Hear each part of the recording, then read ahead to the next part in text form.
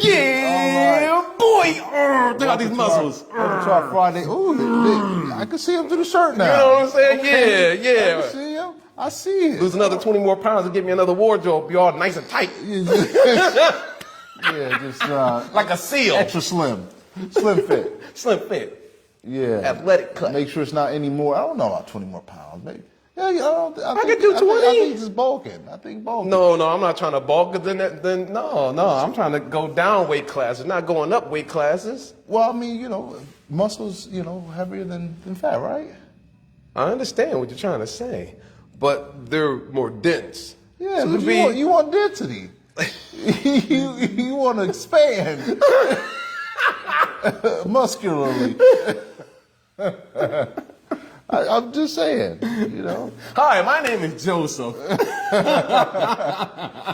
All right, so let's see here, make sure we all straight. And this is Keith, if he didn't say so already. I didn't say it, but y'all know. He likes covering up his muscles so nobody knows about them, but that's okay. This is now almost a dad bod. But I'm getting back. I'm getting back to. Actually, you know what? On the real, this guy's been, what was it, like 2-3 weeks now? Almost 3 weeks now. To bully, what is like 68 ounces of water? Yeah, that's This dude is drinking so much water, I thought he was a fish with gills. Just, but I didn't bring water today. I didn't bring water. And out of water, I didn't even see that. I thought you saw it. That's why I thought you had the containers in your vehicle. Because we ran out of water at home. Yeah, we ran out of water at home. So. Well, at least you're getting it in. Yeah. You're getting it in. You're holding yourself accountable and responsible for your hydration. Staying hydrated. Stay wet. Fortunately, we got some bottled waters here, so it's all good. All right.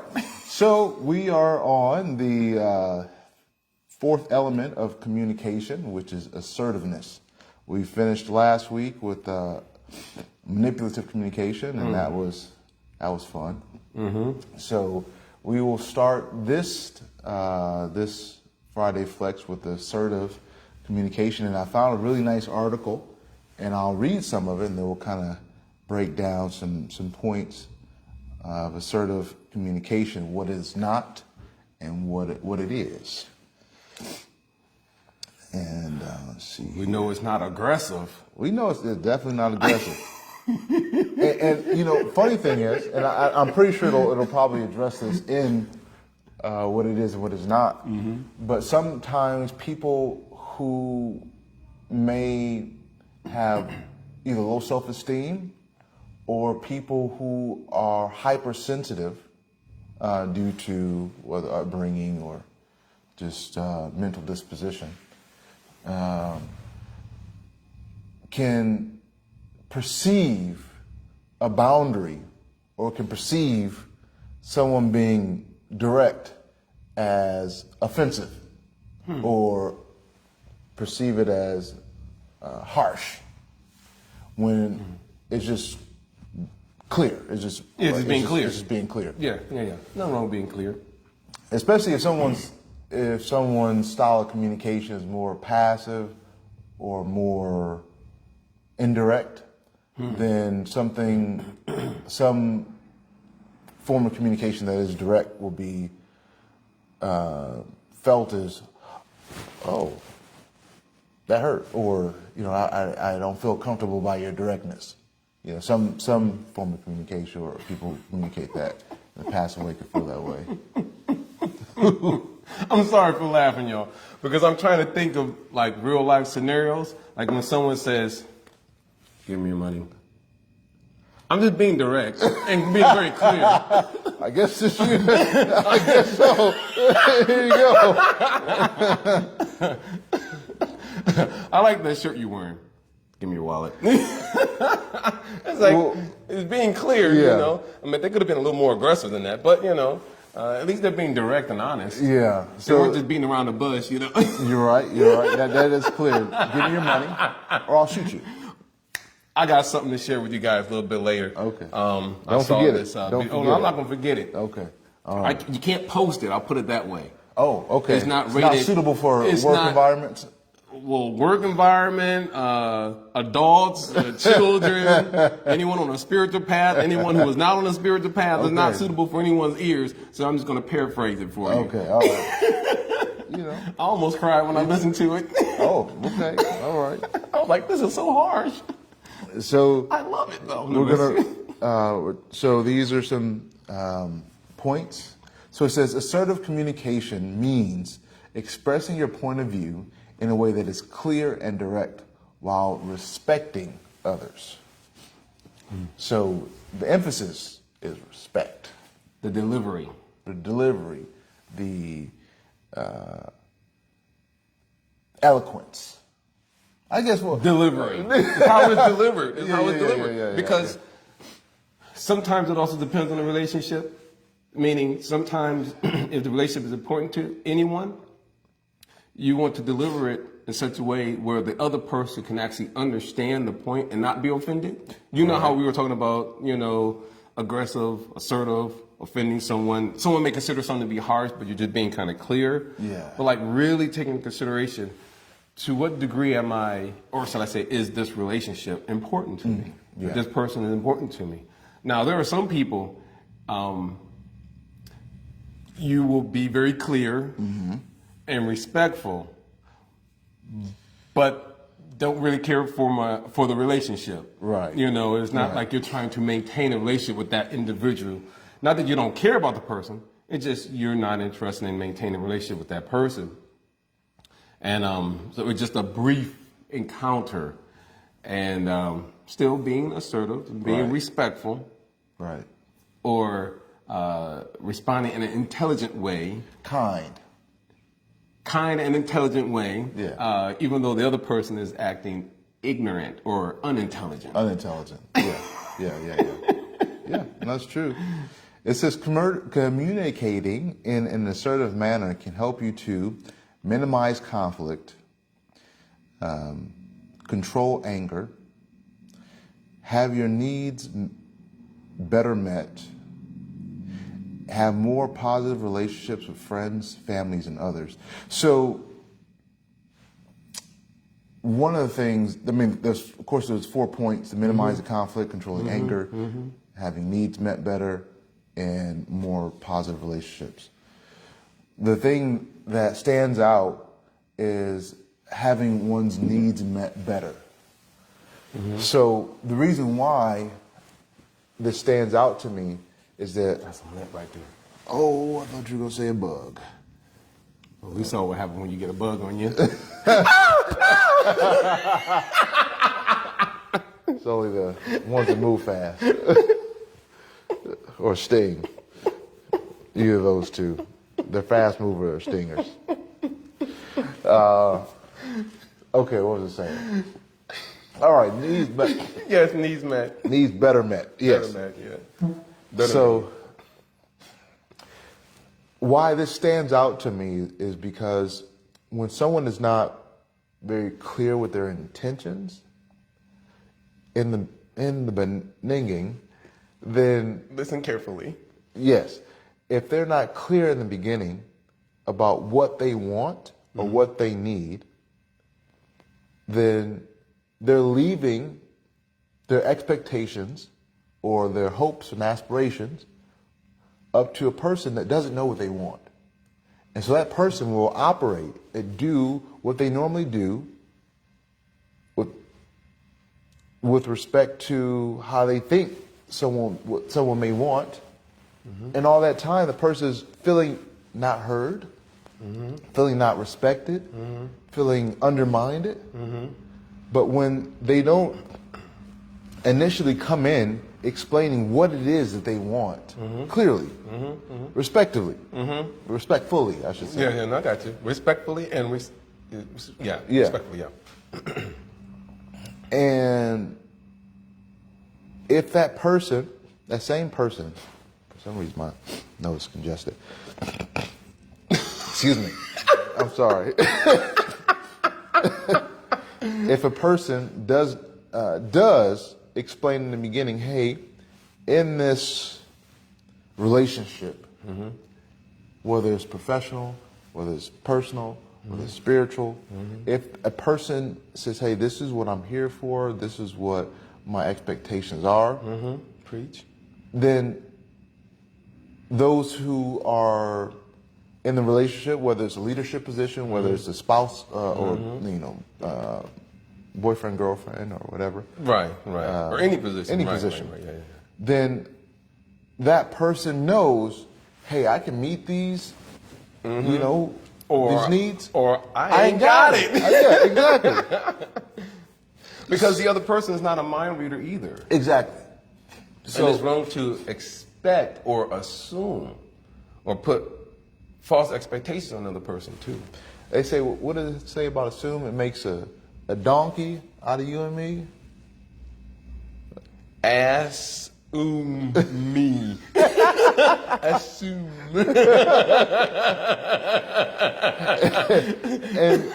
and this is really what happens is when we come into a relationship or just relationship, no matter what the field is,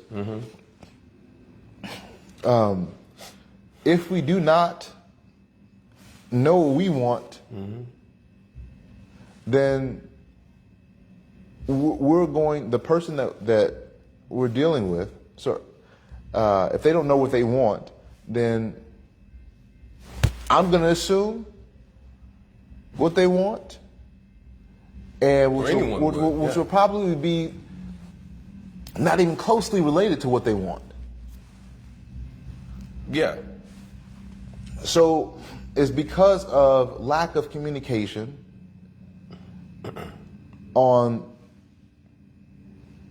hopefully it can be mitigated with communication, but if a person in their life is used to not setting or not being clear about their intentions, not being clear about their wants and desires, then they're going to live a life in which they're constantly frustrated in their endeavors. I can see that. But this having needs better met when we are assertive, respectfully, then with all due respect, RESPECT, What was that? Otis Redding that wrote that one, or Sam Cooke? Don't say Aretha Franklin. Yeah, because she's not the original. She's not the There was a original. man that actually wrote that song. It was either Otis Redding or Sam Cooke, one of those two. Dang, our moms aren't here. Anyway, it's either Sam Cooke or Otis Redding. Might be Sam Cooke. I feel like Otis Redding, but what do I know? I just sell insurance. So respect. If a person is able to properly communicate, then their needs will be met, or at least their time won't be wasted. Because when we don't set proper expectations, we don't we don't communicate, then if we're investing in a relationship, whatever that is, without adequately explaining, hey, this is what I'm here for, this is what I want, then we've wasted our time if we don't get that in which we were wanting. I'm following you. And we tend to, unfortunately, blame others when our needs aren't met, and we've never directly addressed them. And when we do address them, it's when we're angry. And so that's why one of the items on that, the 4 potential benefits, was the controlling the anger part, is that when we express ourselves clearly in the beginning and there's an understanding, then the potential for anger to develop will be greatly reduced. Just like that verse from the ancient yogic text, yeah, right? Yeah. Yeah. It reminds me of that. And a lot of times this anger from the yoga text we were talking about is due to attachment to some idea, some concept, some person. And it may not even be the right fit for us either. It may not be the right fit. Because then we think we get it, right? And it's not even exactly what we were wanting. Exactly. It goes back to being clear. If we're not clear, it's just like someone says, I remember there was one lecture or discussion or something like that I heard, a presentation. And maybe it was Jim Rohn. I think it was Jim Rohn. Okay. He was discussing his aspect about being clear with your intention. And the person may say that they want a car, but because they weren't clear on the color of the car, like let's say they wanted a Cadillac DeVille or something like that. They go, yeah, I'll get your Cadillac DeVille, but it's in hot pink. Yeah, breast cancer awareness. and they're Mary frustrated because Mary Kay, they have the pink ones. Yeah. And so they get the Cadillac, but it's pink, and they were expecting to be, maybe blueprint color or, some other color. They weren't expecting hot pink. Gunmetal. Like some matte black. Or something, but yeah. it ends up being hot pink. Yeah. And it says, but you weren't specific in your want, so you weren't clear in what you were wanting. And therefore, you got what you asked for. You got the Cadillac. Yeah.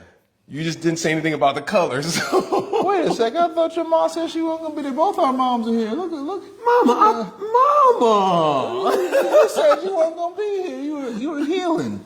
You were getting some operation or some... What are you talking about my mama like that? I'm sorry. Now, what did your mama have to say? What did she say? She said, Big Mama Ewan, she says, the time period in which one is raised has an impact on certain types of communication. Yes. Yeah. I agree with that. Were you complete with your thought, though? For the most part. Yeah. You're like, for the most part. So I wanted to sprinkle in something to consider. Okay. So, something to add, I guess you can say. Not taking away anything. The sprinkles are good. You put that on the icing. Well, why don't I just like barbecue sauce? Let me just baste it in barbecue sauce. Let me baste it with this. Sprinkles. Sprinkles. Well, yeah. So, I know in this group, and when I say this group, we're including everyone here, I know we're talking to more or less intelligent people. Because only intelligent people will ask questions. Only intelligent people want to, work on themselves, personal development and so forth. But there are some individuals who, out in the world, because we don't know who else is watching this either. Right. And there could be some individuals, I'm not sure what type of neighborhood you grew up in on the east side of Detroit. For all I know, you were probably living close to Grosse Pointe. No. Not 15 too far minutes. 15 minutes. Not too far from Lake St. Clair. All them, where the news reporters and people live over there. But where I'm from the west side, west side is the best. But in some of those neighborhoods that we grew up in, originally, where the kids were rough and all you saw were basically people either getting intoxicated, and then when they were supposed to be communicating, obviously it wasn't any form of proper, human-like communication. It was always arguing, yelling, fighting, wanting to, well, not just wanting, they just threatened each other that I'm going to do this, I'm going to do that, and if you get too close to me, I'm going to beat your backside and this and that, right? So just aggression everywhere in all flavors and forms and shapes and sizes.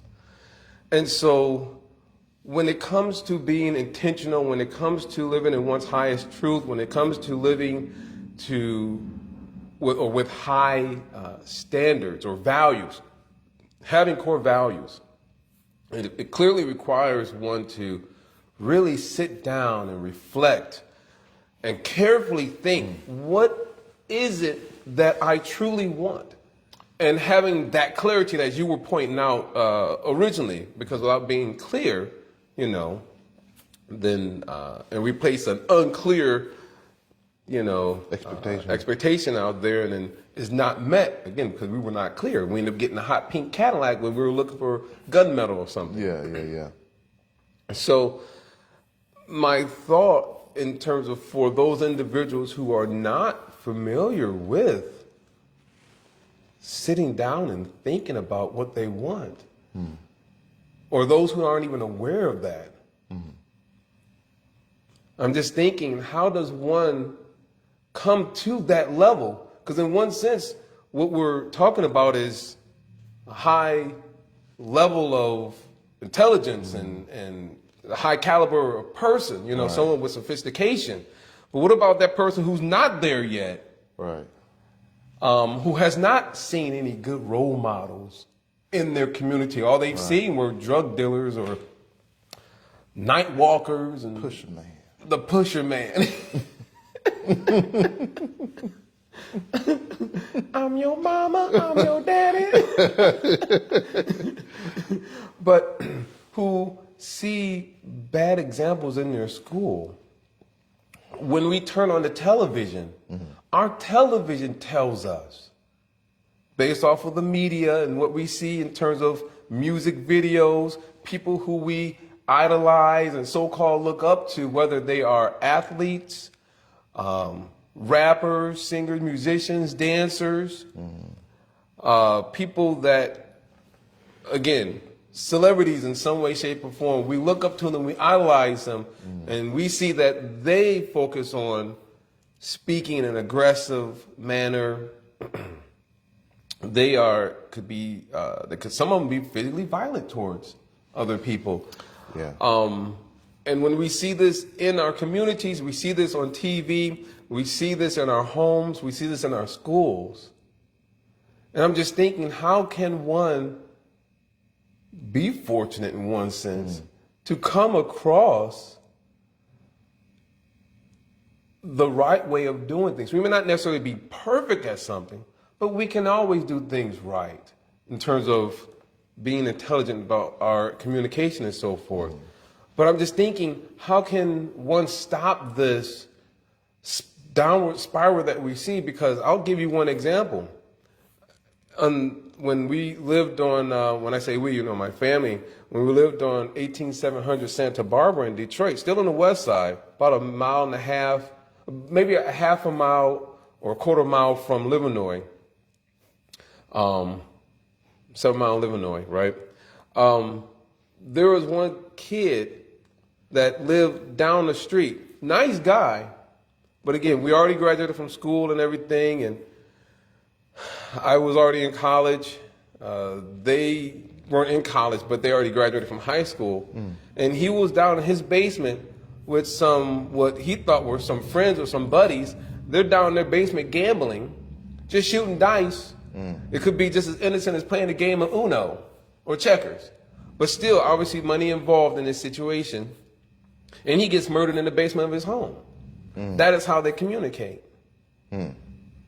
So in my mind, I'm just thinking, like, we come from these unique environments, and we're fortunate that our parents have intelligence, or that they're also working on themselves in some way, shape, or form, and that we have been fortunate to come across certain individuals. But I'm just trying to think, how do the rest of society become fortunate to see this and come in contact with this? Because otherwise, I mean, I know, you know, all you need is just one to make a difference in the whole world, right? You know, we can do a lot, but I'm just thinking, how is it possible to make the fortune of others so that others can come in contact with this? Now, I know one thing that is important is that as we work on ourselves and we come across people and we act intelligent, they will see that. But I'm just thinking about all those who don't have, they weren't not as fortunate as we have been fortunate. Yeah. There, what comes to mind for, I guess, is recipe success is two ingredients. Intelligent curiosity. I agree with that. And also introspection. They don't know how to introspect. They don't even know anything about meditation. So that's where intelligent curiosity comes from. So everything's been all external. You know how in one sense, call it what it is that the human brain, we have the cerebrum, we have the cerebellum. Talk to me. Now, the cerebrum is a large mass. It's a large Dense. chunk. Now, some people are dense. There are some dense people in the world, but that's the larger part of the brain where we do our thinking and our reasoning and logic and so forth, and we have emotions and everything there. But then in the back, there is what is called a cerebellum, and that is roughly the size of an egg. Chicken egg. Okay, I was going to say ostrich not egg. an ostrich egg. Okay. You know, maybe your cerebrum might be the size of an ostrich egg, but the cerebellum is the size of an alligator egg or something. About the size of a chicken egg. You know, small like that. You know, and that is where we have our fight and flight response. That's where we have our, you know, the action aspect, you know, how we move. And when we look at the brains of reptiles, frogs, or just animals in general, we see that the cerebellum is much larger than the cerebrum. Much larger. Because their whole thing is, looks like danger, run. Someone is threatening my life. You know, I'm feeling in danger, or someone is threatening my child or my spouse or what have you. Not that they think spouse, but you know, my partner, what have you, or my group, my herd, or my troop, or my army. Let me protect. Yeah. You know, or let me seek shelter of some sort, or let me just fight. So fight and flight response is larger for them. Whereas, again, human beings, we are supposed to be using our thinking. Critical thinking skills to be able to think and analyze and look at the pros and cons of things. I remember speaking with an educator when communicating or interacting with children in grade school. And we unfortunately see in grade school that the children, they'll go straight to shoving and pushing one another or taking someone else's, you know, toys or whatever it may be, without even approaching them and saying, hey, do you mind if I play with that toy that you have? But instead of communicating, because again, it goes back like your mom was pointing out, what their upbringing is too.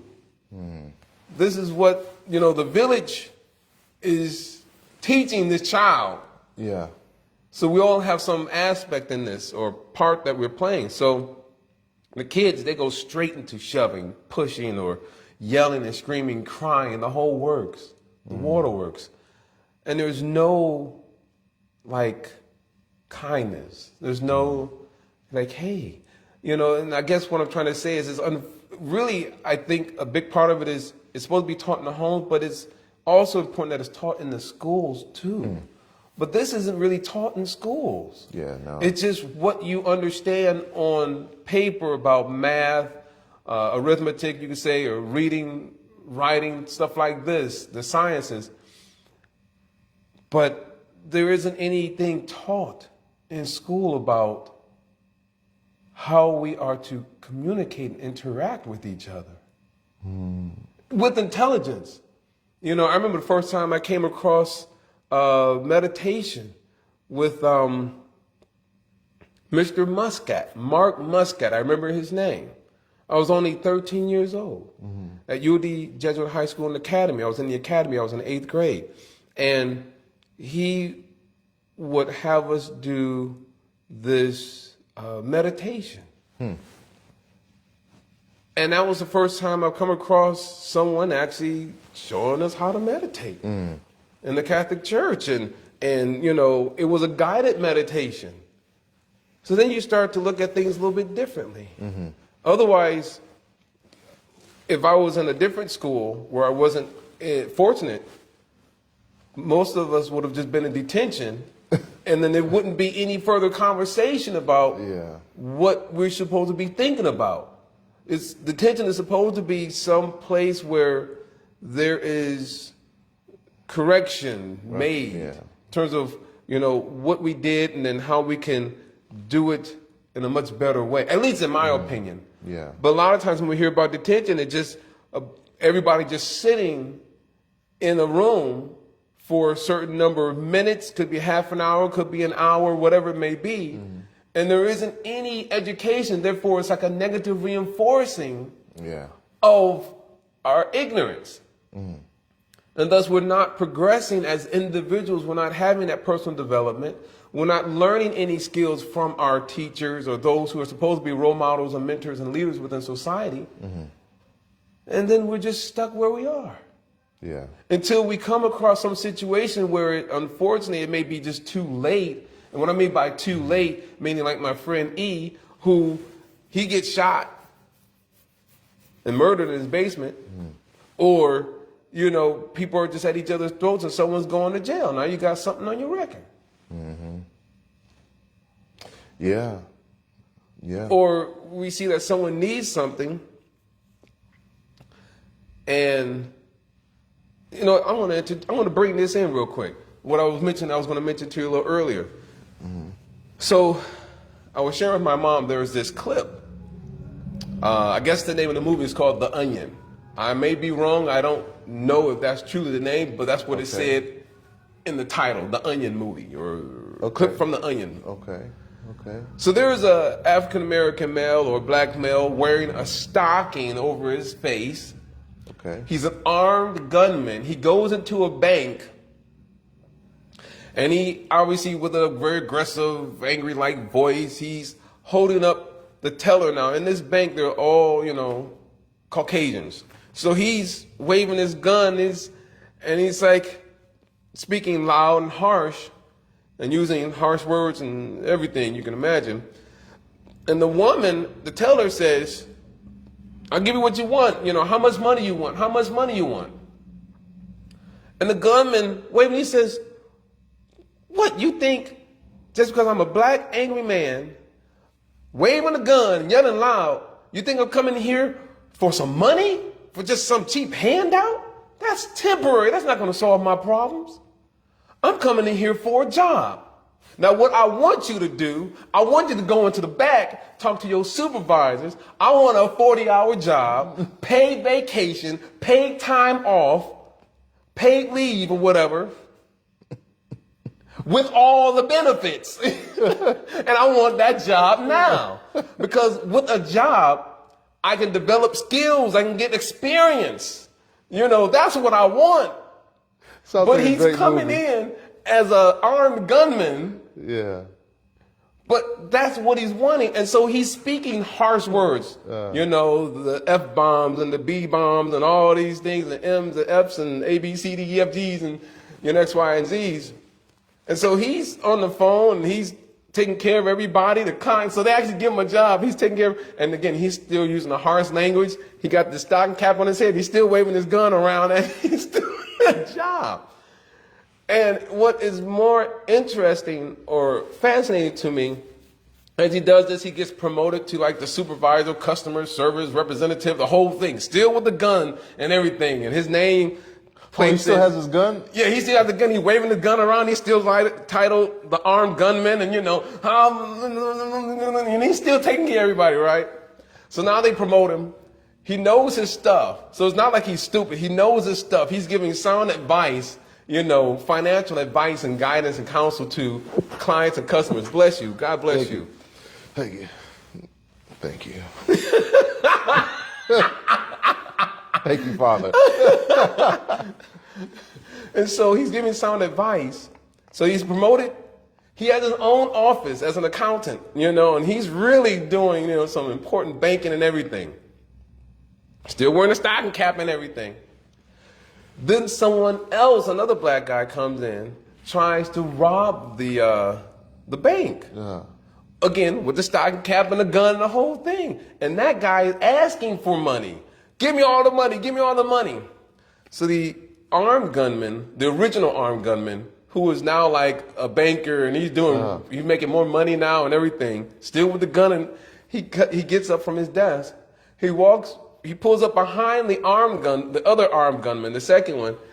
He shoots the guy in the back like 2 or 3 times. Pow, pow, pow, right? Kills the guy. And says, "You guys make me sick."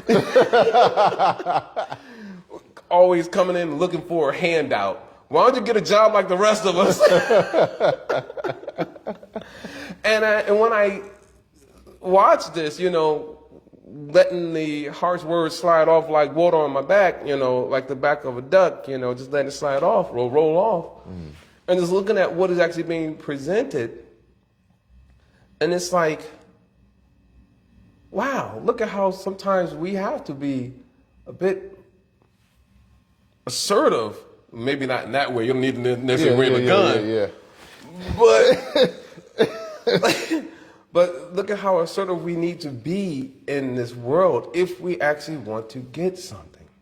James Baldwin talks about freedom. James Baldwin points out in regards to freedom, I can't remember it exactly, but basically, freedom is not something that's just given. Freedom is something that the people must take. And people are as free as they want to be. This is James Baldwin. And so, going back to, I know it seemed like we went off, but going back to this aspect of course, being assertive, and yes, we may not have certain role models within our community and within our society, but there has to be a moment or a point that we reach rock bottom and we say, I'm tired of this mess. You know what I mean? Like, we may not have the immediate resources in the form of parents or uncles or older siblings or, just positive role models. But I'm sure we all get tired at some point. Yeah. Fed up with how things are going in terms of our relationships and so on and so forth. There has to be a point where we just say, I'm tired of this. And I think it's at that moment when we're fed up that we're like, you know what, there's gotta be another way. There has to be another way. Better way, yeah. And so when we start seeking that better way for ourselves, I think that's where, but I feel that sometimes waiting till the last minute to that breaking point is sometimes too late. Just like I told you about a few weeks back on like a Tuesday or Wednesday or something like that. There was one mailman new to the route. He just pulled up right in front of the window. He has his little trolley. He puts everything on the boxes for all the mail and everything on his trolley, right? And then he has like this bungee cord, I guess, to keep everything in place so nothing shifts and falls off. Yeah. And he is throwing all the F-bombs. He's frustrated. He's angry. He's like, this, F that, this doesn't make any sense. And he's just going berserk and crazy, and he's just angry. He's slamming the door on the postcard. And I was thinking to myself, I hope this guy does not go postal. This is 2 weeks ago? Like 2 weeks ago or so. It wasn't last week, but it was the week prior. And check Wednesday, or if it's not Wednesday, it was like a Tuesday or Thursday. Okay. And I'm just like amazed at like, it's unfortunate if one comes to that point, where they have that anger because they're not clear on what they're needing to do or understanding. And it just becomes another scene of just anger and wrath. Yeah. That is displayed not only to oneself, but then is expressed either verbally, emotionally, psychologically, and physically towards everyone else. Yeah. Whether inside the family, whether in his community or at work or to people on the street, road rage. When we see it inflicted towards oneself, people engage in just binging on alcoholic or intoxicating foods or beverages, or doing things that could be hurtful to oneself, because a lot of times we like pain so that we are distracted. Or we feel alive. Or to feel alive, but just to distract ourselves from the reality. And then, of course, we don't want things to get to that point because sometimes it can seem like it's too late. Yeah. But I guess my real question is, how can this message and what we're talking about get to people sooner? Before you know, like, because people, we get locked into some habits, you Yeah. know, yes, from our childhood, but then here you have people who are, oh, sorry to say it, but when I joined you and your wife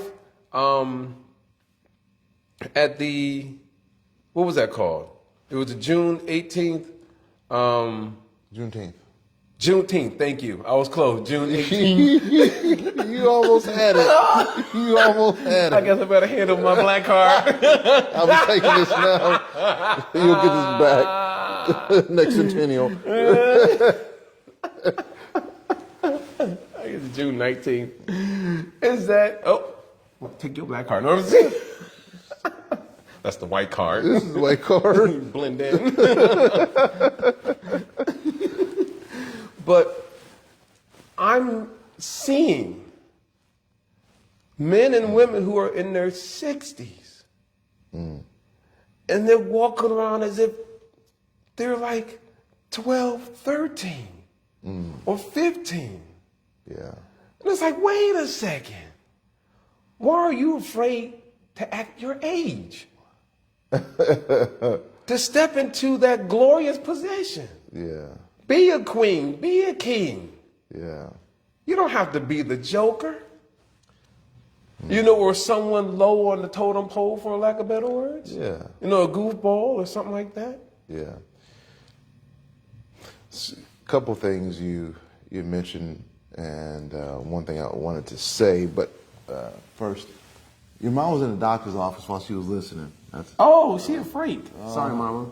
And then Mama Ewing says, this is where, oh, she's back. This is where a bona fide faith can have a basis for propelling one toward some higher level of knowledge.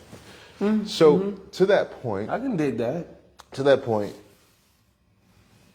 it reminds me of something quite often talked about in the ancient yoga text, about the nature of one's self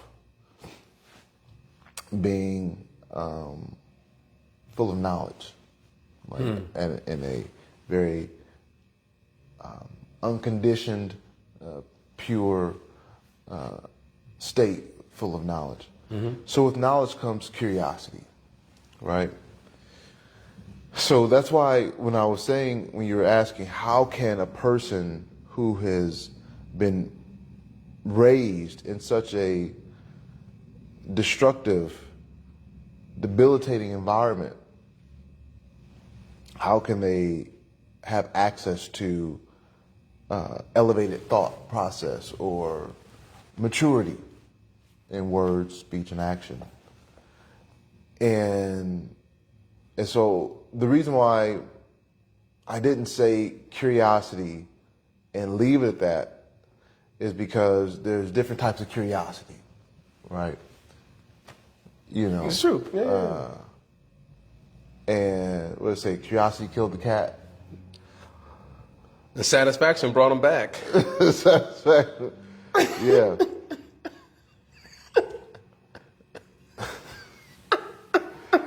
So when we think about the types of things that make us curious, we have to analyze what we're curious about and how much that curiosity is actually bringing us benefit in life. So intelligent curiosity would be, I see when I act this way, or when I do this, I wonder, or excuse me, yes, I wonder if I do it a little differently, will I get a different response? That kind of curiosity, wanting to see something, to see if I get some type of better response based off of an action. And of course, this is why both introspection also has to be there. Because as beings, we think, we're thinking individuals for the most part.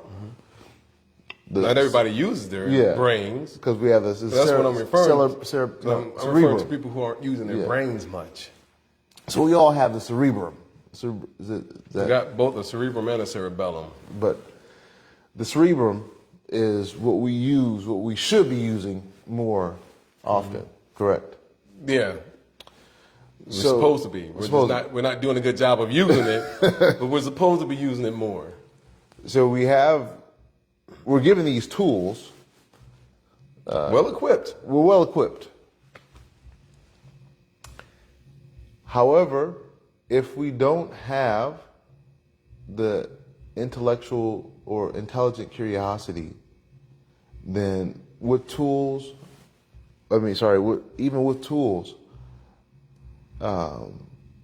we'll be wasting our time. Now, quick question: with the intellectual curiosity, intelligent, but yeah. That's already within one person or within an individual.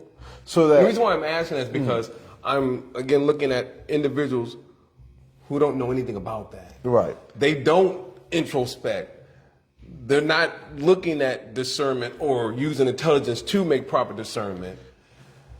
And they just go about life based off of what they see around them, which unfortunately aren't good examples. So I'm curious, because you're bringing this up, is it something that is already within them? Now, I believe that beyond a doubt, that that as individuals, there has to be some intelligence there. So, and the reason why I say that because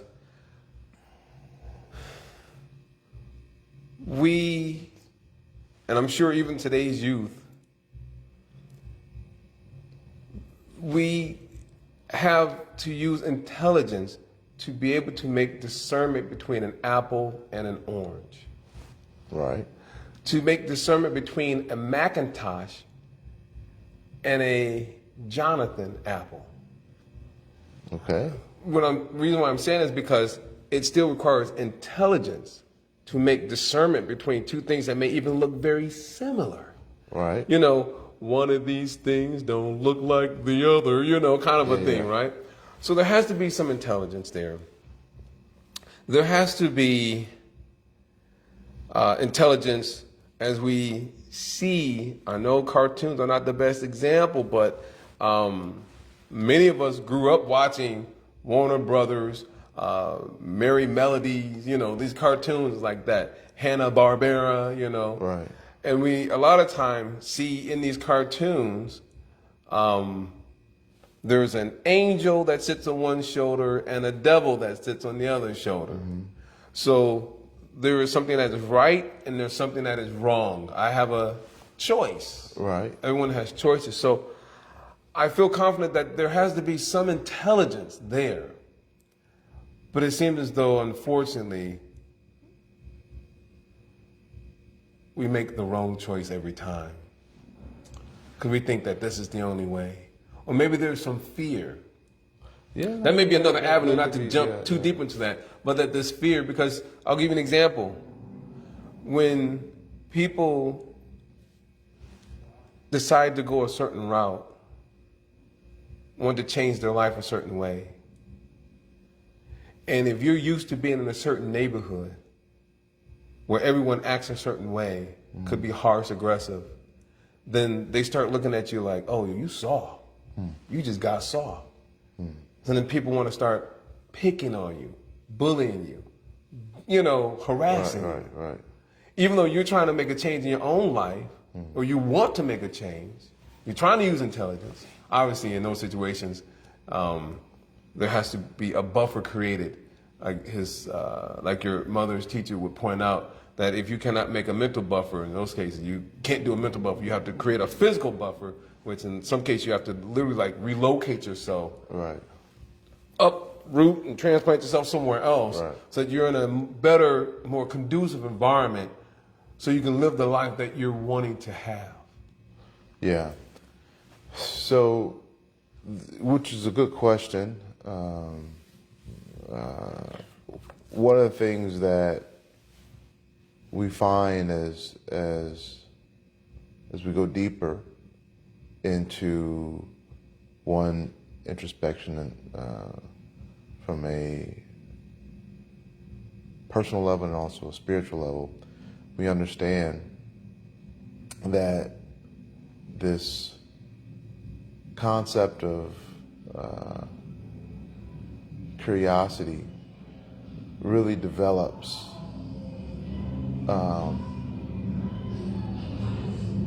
unfortunately in most people when they are suffering. Mm-hmm. So if you, for example, when people get put into prison where they're experiencing abominable situations, they start reflecting on, what did I do to get here? Hopefully they start reflecting. I mean, yeah. the thoughts, because when someone is suffering,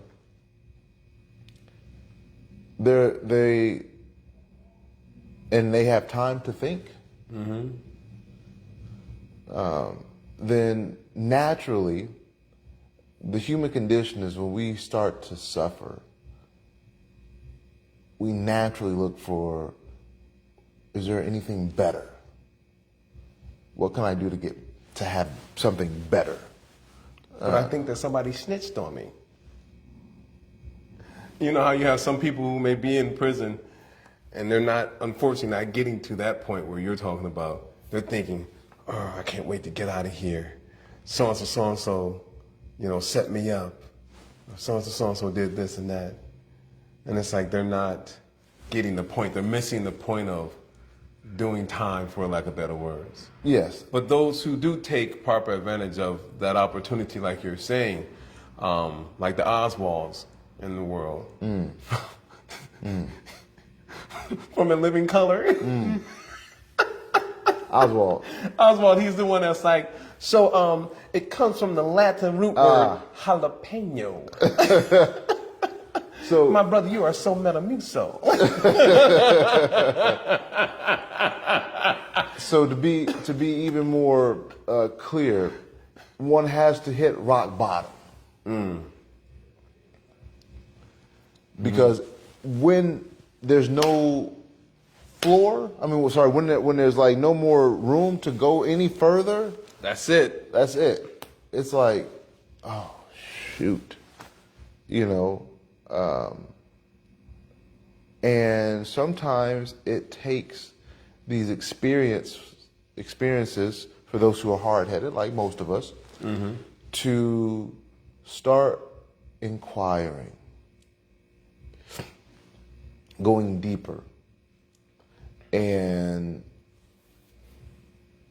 cultivating this intelligent curiosity. So far too often, because of the media, because of society, because of these external variables, our curiosity is kind of pulled in different directions. That's true. It is. Places in which we don't need to be curious about. That's also very true. And this kind of curiosity is less intelligent. I agree with that. Because it is wasting our time. If we're trying to figure out, I need to find out who won yesterday's game. I need to know. Tell me, who won? I know exactly what you're talking about. That type of curiosity isn't of the intelligent variety. I need to find out what Drake and Kendrick were saying about each other. I need to know this beef. The beef. Where is Ja? Robert. Sit down, Robert. Where is P. Diddy hiding? All this curiosity. It's like we spend so much time, and we've gotten far off assertiveness, but we spend. No, we're actually on the right topic. Well, okay. Yeah, we didn't go too far. This is mathematically speaking, my Metamucil brother. Okay, That all this is right. what we call secants. These are not tangents. Okay, all right. Secants, you come right back to the circle, the point. All right, we're coming back. Yeah. So we have these trivial things we're curious about. Right. Things that by knowing them, they don't change our life.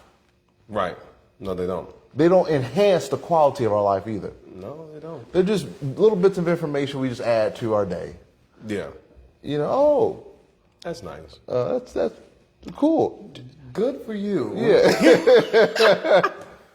and then it's that information which is not helpful, not beneficial. We go around telling you know this person did this and also they did You got that. rumors and this and that. You going start on. then it's a trickle down effect. Yeah. Of ignorant information, ignorant curiosity, which is found suitable ears, and now it's being spread like a loudspeaker. It's being spread like some type of disease. Spread thin, like.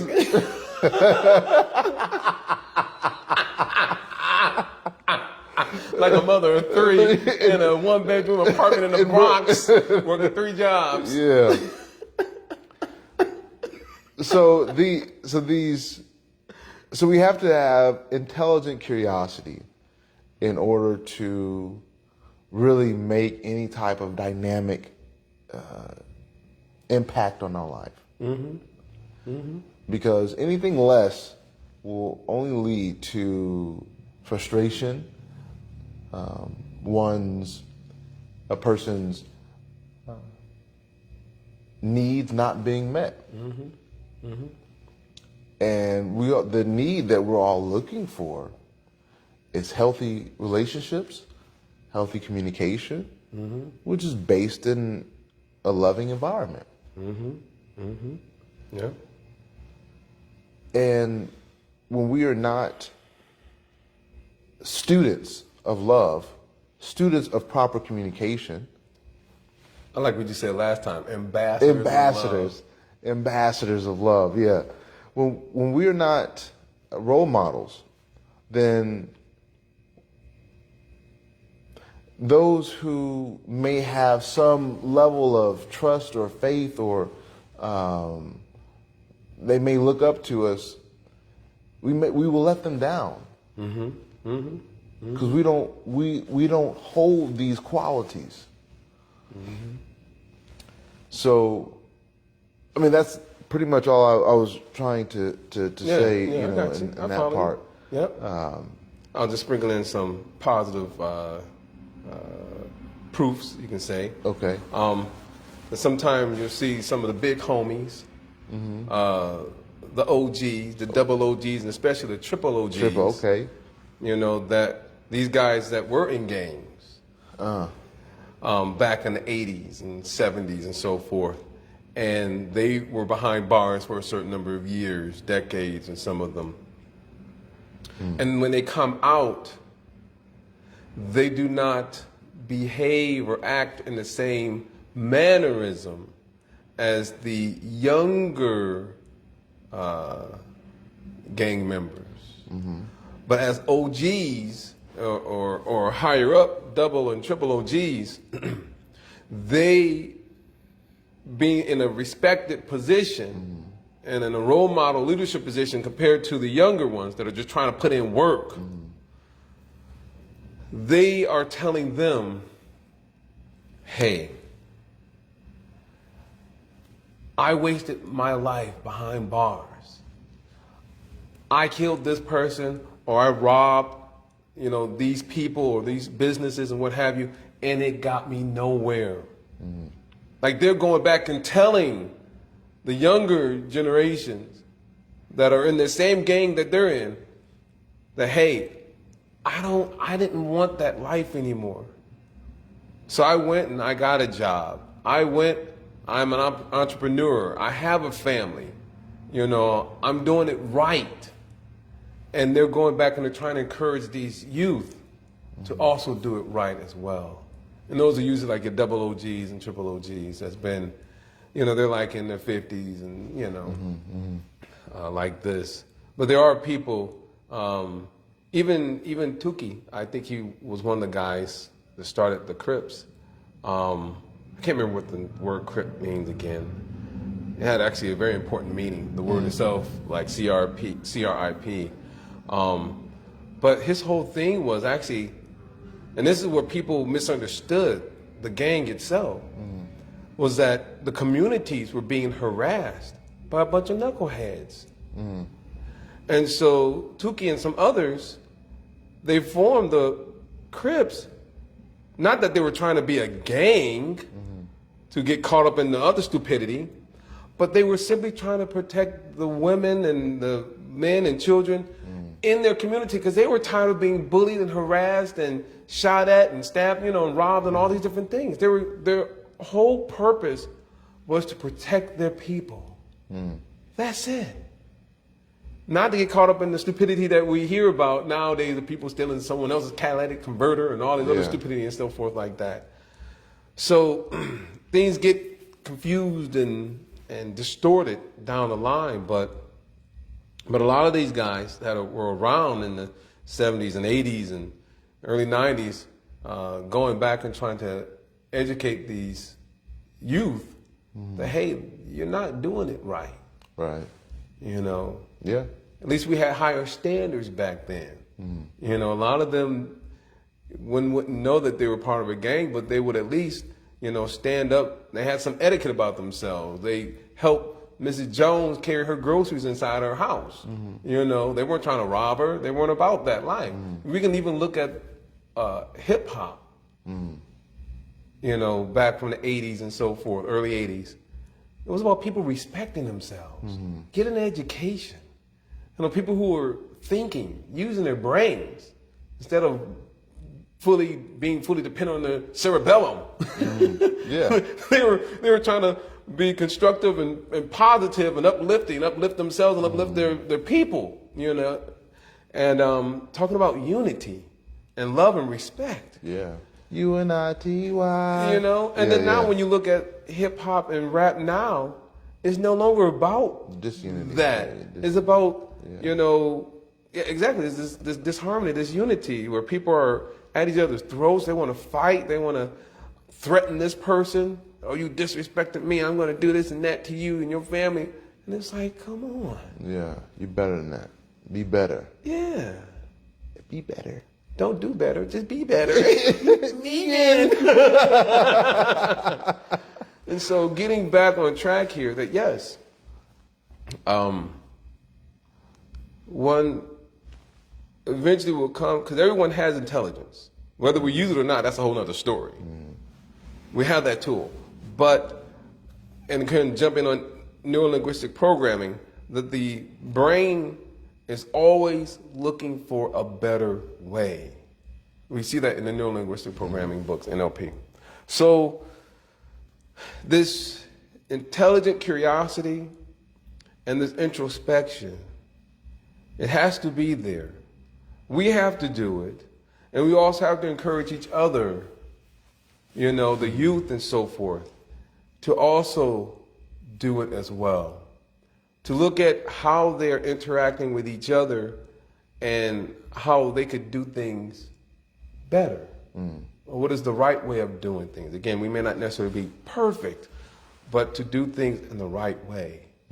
And that way, the youth, you know, each one teach one. When we come in contact with another individual, we see that, wow, wait a second. You know, this person did something a little different that I'm never seen before. I'm curious. How do you do that? You know? How do you do that? Yeah.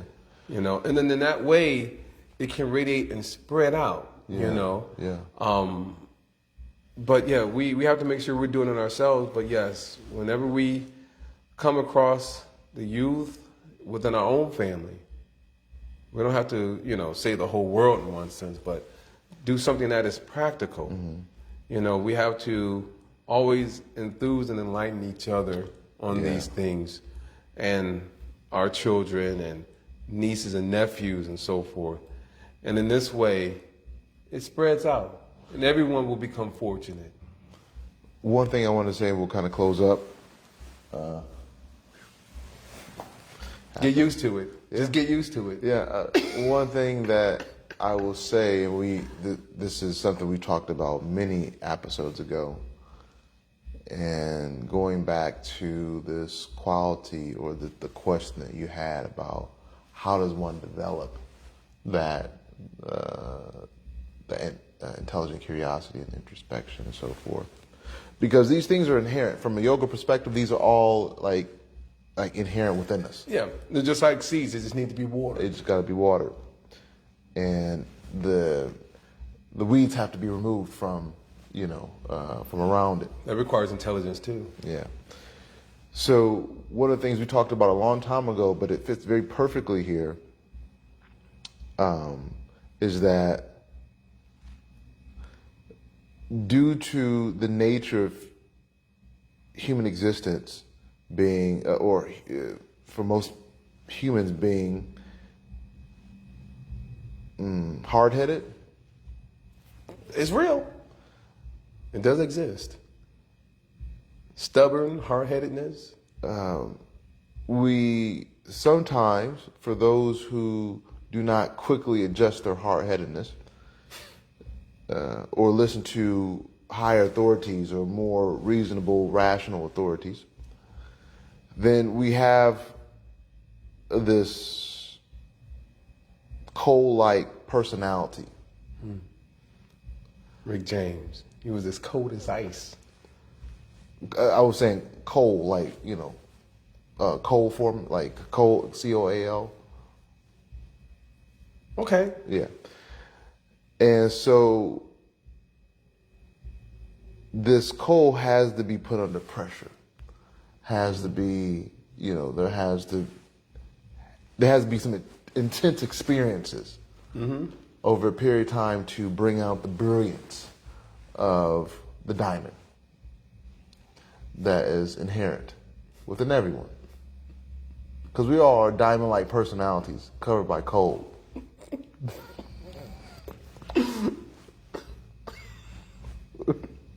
I'm not going to say anything. We're just going to go with your example. It's good. Like you're saying, over some period of time, has to be intense pressure.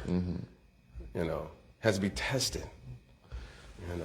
And then, yes, becomes a diamond. And like you said, some metals or some elements, you have to have abrasive or very hard resistance or polishing. They have to be equal in hardness. Equal in hardness. Yeah, they have to be equally yoked, as the scripture says. Equally yoked. Therefore, they sharpen each other. Ah. Because if you have a diamond and you have some talcum, diamond is hardness of 10, talcum is a hardness of 1, they're not going to polish each other.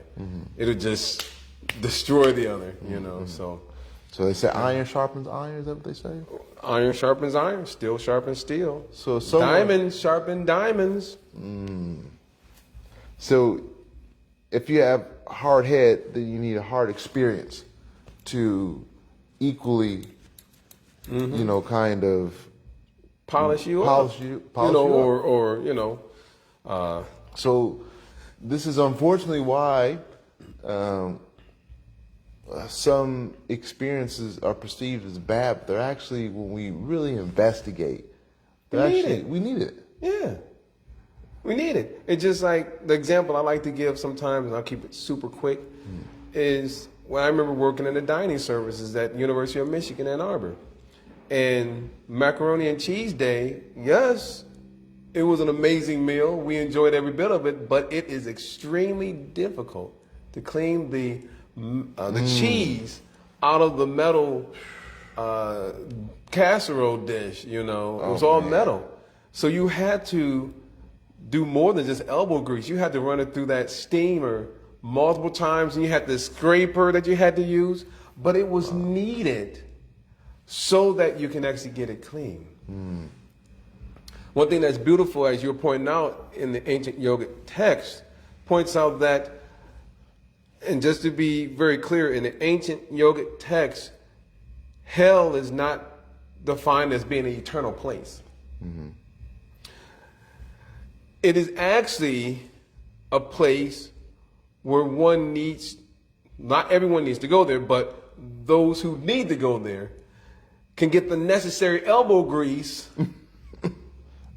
so they can get polished and cleaned up. Because if something is dirty, right, or is heavily caked,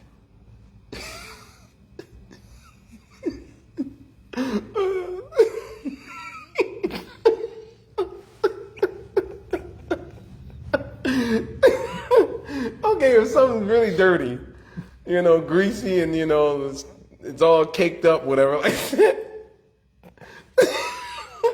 they need to take it to a place where it can get cleaned up properly. And then once all that stuff is scraped off, then you can return it back to your back to the shelf, where let it dry and then put it back on the shelf, just like you had to use Comet because something was heavily caked onto that pot the other day that you were using. You couldn't just put it in the dishwasher and let it be. It was still caked up. And and also I had to go buy steel wool to remove everything that was caked up. Of course. This is difficult. And so sometimes you need that. The friction to purify oneself. Yes, it's needed. Yeah. Lots of friction. So anyway. Oh, man. So even though we didn't get far into the list of everything on assertiveness, but we dove deep into it, though. Yeah. We came back to the surface. Now we can breathe again. Yeah. Like Tony Braxton. Yeah. So we'll probably finish up, or this may be a two or three part of assertiveness. But thank you all for your time, and hopefully you enjoy. Oh, was there 2 more comments? Mama Ewing says, on acting one's age, maturity is frightening for some people. Yeah, that's true. Yep. One may have to hit the proverbial brick wall. Yeah. All right. Thank you for your time, your energy, and your ears. Until next time. Flex. There you go. I did it. Stay hydrated. Yeah, and And live responsibly. Exactly. All right.